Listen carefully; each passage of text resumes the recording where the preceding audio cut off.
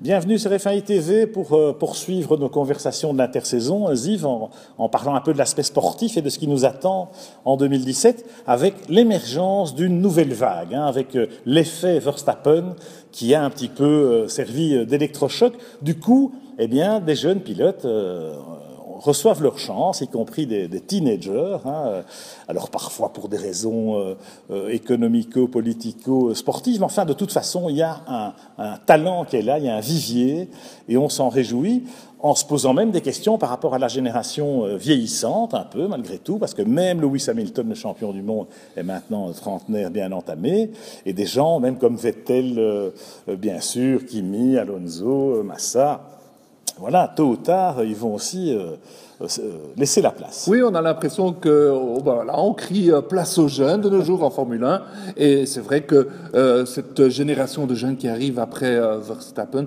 c'est une génération de grande qualité, Pierre, parce que déjà on a Stoffel Vandoorne, dont on dit le plus grand bien, et on espère que l'année prochaine il va pas démentir ça.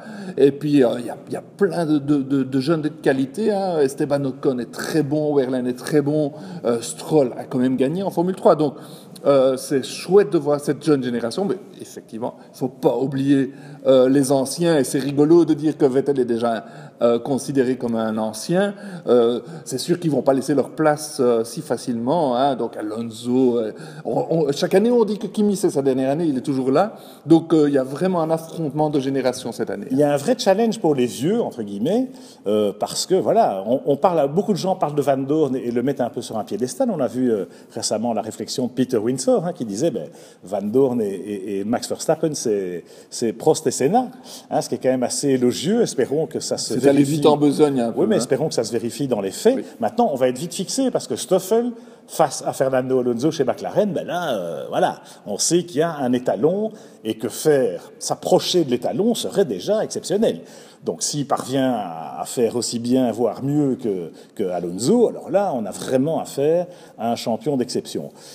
Stroll, il y a quand même Felipe Massa chez Williams. Alors Felipe Massa, ok, il est plutôt sur la pente descendante de sa carrière, mais pour Stroll qui arrive, voilà, s'il parvient à marcher un peu comme Massa, tant mieux.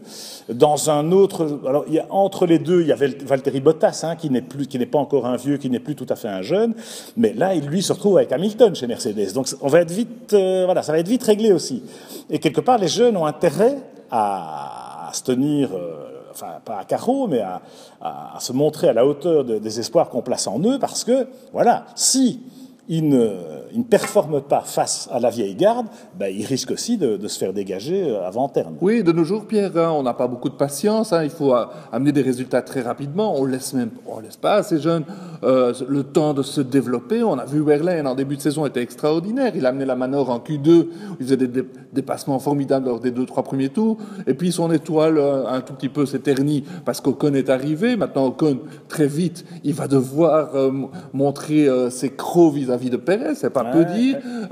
Bottas, on dit, voilà, il en est à sa 4e saison, mais les gens, c'est déjà un vétéran, donc...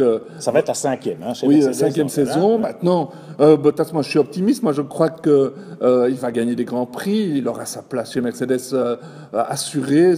Il va montrer ses qualités. Bon, c'est vrai que pour Stroll, pour revenir à Stroll, c'est une grande chance pour lui d'avoir Massa à ses côtés parce qu'il va pouvoir apprendre. Bon, on sait que lui, par contre, il aura un peu plus le temps d'apprendre. On lui donnera 1 an parce qu'il a les moyens et parce que l'avantage. Voilà. Papa est actionnaire chez Williams et que tant que voilà. Mais il doit montrer quand même des flashes of brilliance. Il doit montrer qu'il est bon et pourquoi pas. Et Felipe, ce qui est bien, c'est que Felipe, on sait que Massa, lui, il fait quelque part son dernier tour de piste, donc il va sans doute parrainer Lance Stroll un peu comme Michael Schumacher l'avait fait avec lui chez Ferrari. Moi, je suis aussi très curieux de voir comment Lewis Hamilton va aborder cette saison 2017 parce que on le dit très motivé, il se prépare, etc. Mais privé de Nico Rosberg, qui est un peu son alter ego depuis toujours. On se demande, est-ce qu'il va trouver cette motivation extrême? On lui souhaite. Maintenant, tout dépend aussi beaucoup, évidemment, du matériel. Avec ce nouveau règlement, en principe, la Mercedes a un tel avantage, notamment avec son moteur, que on devrait retrouver les flèches d'argent devant. Mais si la concurrence de Red Bull est là, si Ferrari enfin est sur la bonne voie, Hamilton va peut-être devoir se cracher dans les mains. Oui, et on l'espère, et dans ce sens-là, c'est très bien qu'ils ont engagé Bottas, parce que s'ils avaient engagé Wehrlein, bon, gageons que Hamilton, cette année-ci, Wehrlein aurait eu tant à apprendre que Hamilton l'aurait dominé facilement. Par contre, avec Bottas, il ne doit pas s'endormir, et c'est mieux pour lui, c'est mieux pour sa motivation. Mercedes, c'est sûr, va être au top l'année prochaine, avec les moyens qu'ils ont. Normalement, ils vont dominer encore une fois. On espère que Red Bull va nous concocter un châssis comme ils savent le faire. Le Renault progresse. Donc là, on a une bataille royale en perspective. C'est que Ricciardo et Verstappen ne demandent pas mieux que d'aller chatouiller Hamilton. Et moi, je crois qu'ils vont le faire. Donc on aura un beau championnat. Espérons que Ferrari ne va pas se louper. Ouais, espérons. Espérons, parce que Vettel commence à en avant moi, lui qui est toujours super sympa quand tout va bien, mais on l'a senti très râleur l'année passée. Espérons que Renault soit là, pas seulement avec Red Bull, mais aussi avec Toro Rosso. On a quand même Sainz, on a quand même du beau monde, Kiat encore. Et puis Pierre Gasly, qui est quand même prêt à bondir au cas où ça se passe moins bien que prévu pour Kiat. Enfin bon, il est en réserve de la République au Japon, on le sait.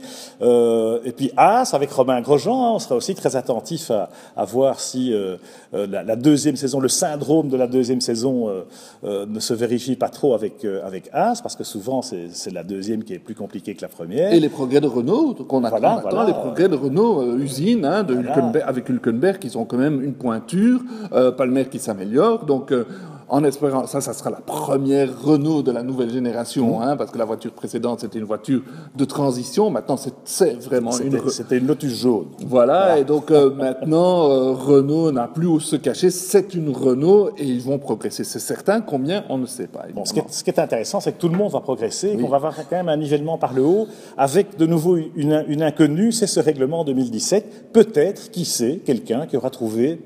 Voilà, un petit quelque chose à la manière de Brown et Toyota et Williams dans une certaine mesure à l'époque avec le double diffuseur. Bon, ça aurait le mérite de bouleverser les cartes. Voyons ce que ça donne à Barcelone d'ici les essais privés de la fin du mois et du début du mois de mars.